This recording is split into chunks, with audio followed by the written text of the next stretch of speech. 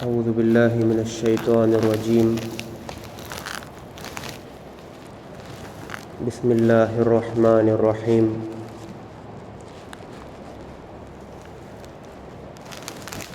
وإلى ثمود أخاهم صالحا قال يا قوم اعبدوا الله ما لكم من إله غيره قد جاءتكم بينة من ربكم هذه ناقة الله لكم آية فذروها تأكل في أرض الله ولا تمسوها بسوء فيأخذكم عذاب أليم إلى آخر الركوع. سورۃ الاعراف کا یہ 10واں رکوع ہے. اس رکوع کے اندر اللہ تعالیٰ نے 2 نبیوں کی قوموں کا تذکرہ کیا ہے. سب سے پہلے اللہ تعالیٰ نے سمود کی قوم جس کی طرف صالح علیہ السلام کو نبی بنا کر بھیجا گیا تھا اس کا تذکرہ کیا ہے. پھر آخر میں اس رکوع کے اللہ تعالیٰ نے لوط علیہ السلام کی قوم کا تذکرہ کیا ہے جس نے ایک شرمناک حرکت دنیا کے اندر ایجاد کی تھی. انشاءاللہ آج سمود کی قوم کا تذکرہ آپ کے سامنے پیش کیا جائے گا اور اس سے ملنے والے سبق کو بیان کیا جائے گا.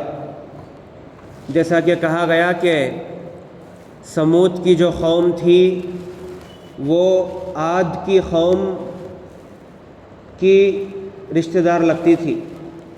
یعنی عاد اور سمود جو 2 بھائی تھے ان میں سے عاد کی نسل عاد کی قوم تھی جس کو اللہ تعالیٰ نے تباہ و برباد کر دیا. تو اس کے بعد میں عاد علیہ السلام عاد کی قوم کے بعد اللہ تعالیٰ نے سمود کی قوم کو اللہ تعالیٰ نے اپنا پیغام بھیجا. تو یہ جو سمود کی قوم تھی یہ بھی عاد کی قوم کی طرح بڑی ہی طاقتور تھی اور اسی طرح سے اس کے پاس جو پتھر کو تراش کر جو چیزیں بنائی جاتی ہیں اور اسی طرح سے جو کنسٹرکشن کا جو ورک ہوتا ہے یعنی بلڈنگیں بنانے کا جو ورک ہوتا ہے اس میں یہ مہارت رکھتے تھے. ان لوگوں کو اللہ تعالیٰ نے بہت سی نعمتیں عطا کی تھی اور اللہ تعالیٰ نے ان کے اوپر اپنی رزق کے دروازے کھول دیے تھے. لیکن ہوتا یہی ہے کہ اللہ تعالیٰ کا رزق جب کسی انسان پر بہت زیادہ کھل جاتا ہے تو اس میں سے چند لوگ اللہ کے راستے سے ہٹ جاتے ہیں اور طاقت اور رزق کے نشے میں آ کر وہ اللہ کی نافرمانی کر دیتے ہیں. تو سمود کی جو قوم تھی اس کی طرف اللہ تعالیٰ نے صالح علیہ السلام کو بھیجا تھا. صالح علیہ السلام نے اس قوم کو کئی برس تک اللہ کی دعوت کی طرف بلایا اور انہیں کہا کہ اللہ کو مان لو اور صحیح راستے پر آ جاؤ. لیکن چند ان لوگوں نے صالح علیہ السلام کا انکار کیا یہاں تک کہ صالح علیہ السلام اپنے بڑھاپے کو پہنچ گئے اور یہ لوگ اللہ کی بات کو نہ مانتے رہے اور نافرمانی کرتے رہے. پھر ایک دن اس قوم نے صالح علیہ السلام سے یہ چیلنج کیا کہ اگر تم سچ میں صحیح ہو اور سچے ہو تو جو سامنے کا جو پہاڑ ہے اس کے اندر سے ایک اونٹنی کو نکالو. یعنی ایک اونٹنی اس کے اندر سے نکلنی چاہیے اگر تم سچے ہو.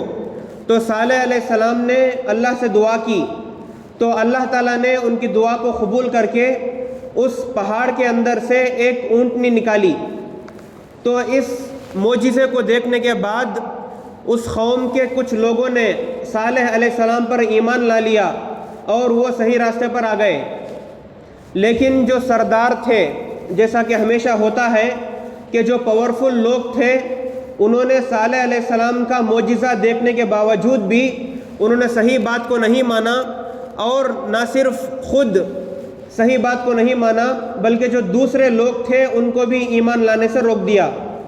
اب جو دوسرے لوگ تھے قوم کے وہ بھی ارادہ کر چکے تھے کہ ہم ایمان لے کر آئیں گے، لیکن ان سرداروں نے ان کو روک دیا۔ پھر اب صالح علیہ السلام کو یہ ڈر ہوا کہ انہوں نے جو ہے وعدہ کرنے کے بعد میرا وعدہ توڑا ہے، یعنی انہوں نے وعدہ کیا تھا کہ اگر تم سچے ہو تو اونٹنی نکالو، اگر اونٹنی آ گئی تو ہم ایمان لا لیں گے۔ لیکن جب صالح علیہ السلام نے اونٹنی نکال دی، اللہ نے صالح علیہ السلام نے اللہ کے حکم سے اونٹنی کو وہاں سے نکال دیا تو انہوں نے ایمان نہیں لایا۔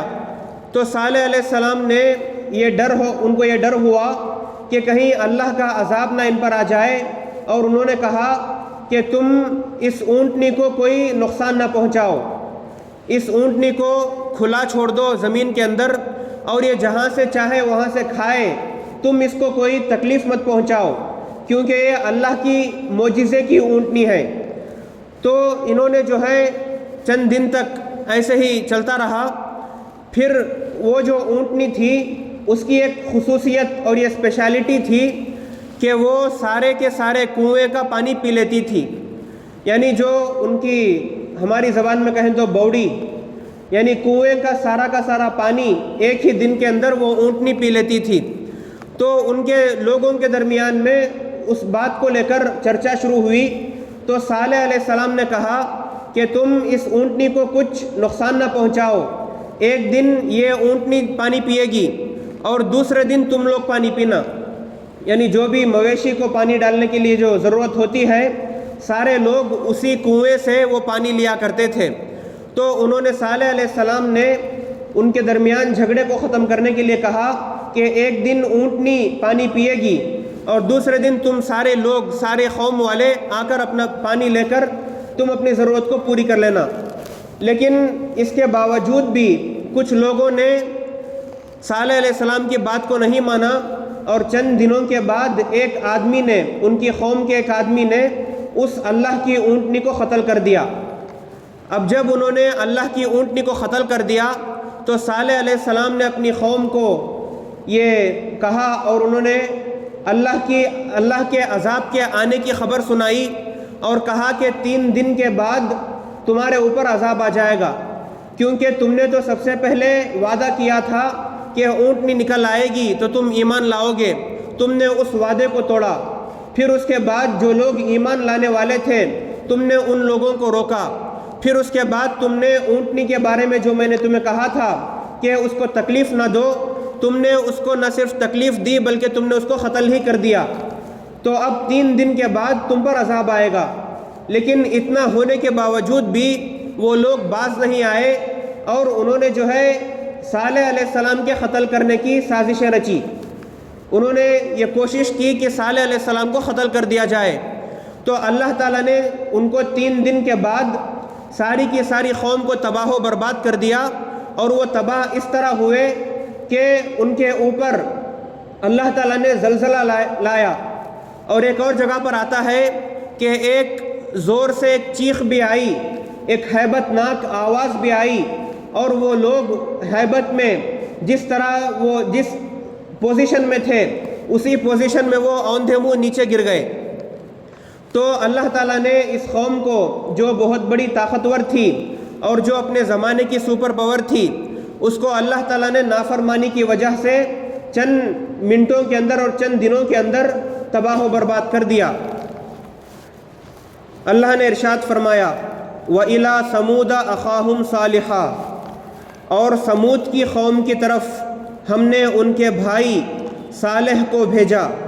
قَالَ يَا قَوْمِ اعْبُدُوا اللَّهَ مَا لَكُم مِّنْ إِلَٰهٍ غَيْرُهُ، انہوں نے کہا اے میری قوم کے لوگوں، اللہ کی عبادت کرو، اس کے سوا تمہارا کوئی معبود نہیں ہے۔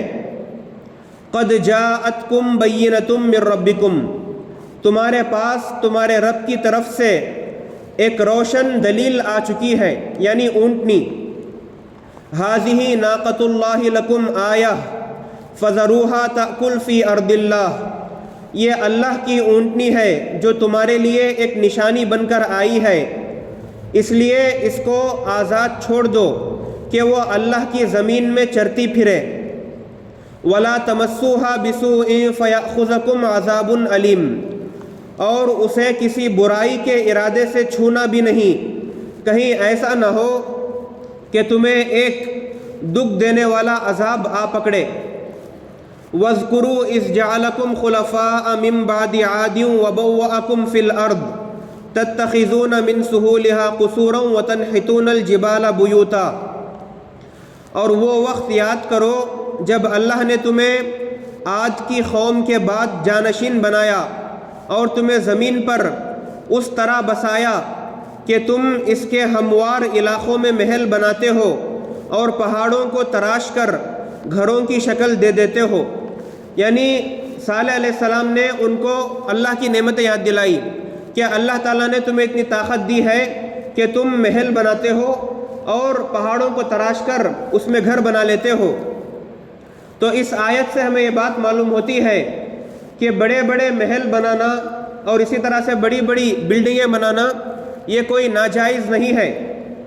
انسان عمارتیں بنا سکتا ہے، بلڈنگیں بنا سکتا ہے، لیکن شرط یہ ہے کہ ان چیزوں کی، دنیاوی چیزوں کی دل میں اتنی محبت نہ لا لے جو اللہ سے نہ غافل کر دے۔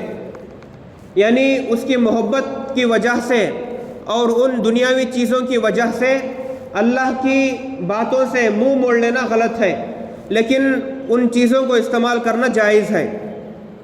فَاذْكُرُوا آلَاءَ اللَّهِ وَلَا تَعْثَوْا فِي الْأَرْضِ مُفْسِدِينَ، لہٰذا اللہ کی نعمتوں پر دھیان دو اور زمین میں خرابی نہ پھیلاؤ۔ قَالَ الْمَلَأُ الَّذِينَ اسْتَكْبَرُوا مِنْ قَوْمِهِ لِلَّذِينَ اسْتُضْعِفُوا لِمَنْ آمَنَ مِنْهُمْ أَتَعْلَمُونَ أَنَّ صَالِحًا مُرْسَلٌ مِّن رَبِّهِ، ان کی قوم کے سرداروں نے جو بڑائی کے گھمنڈ میں تھے ان کمزوروں سے پوچھا جو ایمان لے کر آئے تھے، کیا تمہیں اس بات کا یقین ہے کہ صالح اپنے رب کی طرف سے بھیجے ہوئے پیغمبر ہیں؟ قالوا انا بما ارسل به مؤمنون، جن لوگوں نے ایمان لایا تھا انہوں نے کہا بے شک ہم تو اس پیغام پر پورا ایمان رکھتے ہیں جو ان کے ذریعے بھیجا گیا ہے۔ قال الذین استکبروا انا بالذی آمنتم به کافرون، ان مغرور لوگوں نے کہا جس پیغام پر تم ایمان لائے ہو اس کے ہم منکر ہیں۔ یعنی جو سردار تھے انہوں نے ایمان لانے والوں سے سوال کیا کہ کیا تمہیں یقین ہے کہ صالح اللہ کے رسول ہیں؟ تو ان ایمان لانے والوں نے جو کہ کمزور لوگ تھے انہوں نے ان کے ڈر کے بغیر ہی، سرداروں کے ڈر کے بغیر ہی انہوں نے کہا کہ ہم ایمان رکھتے ہیں۔ تو پھر بھی ان سرداروں نے کہا کہ ہم اس بات کا انکار کرتے ہیں جس پر تم ایمان لائے ہو۔ فَعَقَرُوا النَّاقَةَ وَعَتَوْا عَنْ أَمْرِ رَبِّهِمْ وَقَالُوا يَا صَالِحُ ائْتِنَا بِمَا تَعِدُنَا إِن كُنتَ مِنَ الْمُرْسَلِينَ، چنانچہ انہوں نے اونٹنی کو مار ڈالا اور اپنے اوپر اپنے پروردگار کے حکم کی سرکشی کی اور کہا صالح اگر تم واقعی ایک پیغمبر ہو تو لے آؤ وہ عذاب جس کی ہمیں دھمکی دے رہے ہو۔ یعنی انہوں نے اس اونٹنی کو مار دیا اور صالح علیہ السلام کو ایک چیلنج کیا کہ تم جس عذاب کا وعدہ کر رہے ہو اس کو لے کر آؤ۔ فَأَخَذَتْهُمُ الرَّجْفَةُ فَأَصْبَحُوا فِي دَارِهِمْ جَاثِمِينَ، نتیجہ یہ ہوا کہ انہیں زلزلے نے آ پکڑا اور وہ اپنے گھر میں اوندھے پڑے رہے۔ یعنی ان کو زلزلہ آیا، اور ایک اور جگہ پر اللہ تعالیٰ نے کہا ہے کہ ساتھ ہی ساتھ ایک ہیبت ناک چیخ بھی آئی، تو اس کو سننے کے بعد وہ لوگ اوندھے منہ گر گئے۔ فَتَوَلَّى عَنْهُمْ وَقَالَ يَا قَوْمِ لَقَدْ أَبْلَغْتُكُمْ رِسَالَةَ رَبِّي وَنَصَحْتُ لَكُمْ وَلَكِنْ لَا تُحِبُّونَ النَّاصِحِينَ، اس موقع پر صالح نے ان سے منہ موڑ لیا اور منہ موڑ کر وہ چلے گئے اور کہنے لگے اے میری قوم میں نے تمہیں اپنے رب کا پیغام پہنچایا اور تمہاری بھلائی چاہی، مگر افسوس کہ تم بھلائی چاہنے والوں کو پسند نہیں کرتے۔ یعنی صالح علیہ السلام نے کہا کہ تم بھلائی چاہنے والوں کو پسند نہیں کرتے۔ جو کوئی بھی حق بات پیش کرتا ہے وہ اصل میں لوگوں کا بھلا چاہتا ہے۔ ہمیں کوئی ضرورت نہیں ہے کہ ہم حق بات کہہ کر اپنے اوپر مصیبتیں لا لیں۔ تو جو کوئی حق بات کہتا ہے لوگوں کو سمجھنا چاہیے کہ وہ ان کا اچھا چاہتا ہے اور ان کا ویل وشر ہے۔ تو یہاں پر صالح علیہ السلام نے یہی کہا کہ تمہیں بھلائی چاہنے والے پسند نہیں ہیں۔ تو اللہ تعالیٰ نے اس واقعے کو بیان کر کے ہمیں یہ سیکھ دی ہے کہ ہمیں کتنا بھی پاور آ جائے اور ہمیں کتنی بھی طاقت آ جائے، ہمیں اللہ کے حکم سے منہ نہیں موڑنا چاہیے اور ہمیں غرور اور تکبر میں نہیں آ جانا چاہیے۔ اللہ سے دعا ہے کہ اللہ تعالیٰ ہمیں صحیح راستے پر چلائے۔ انشاءاللہ اس رکوع کی کچھ آیات باقی ہیں جن کے اندر اللہ تعالیٰ نے لوط علیہ السلام کی قوم کا ذکر کیا ہے۔ لوط علیہ السلام کی قوم نے ایک شرمناک حرکت کی تھی اور اس حرکت کو دنیا کے اندر ایجاد کیا تھا۔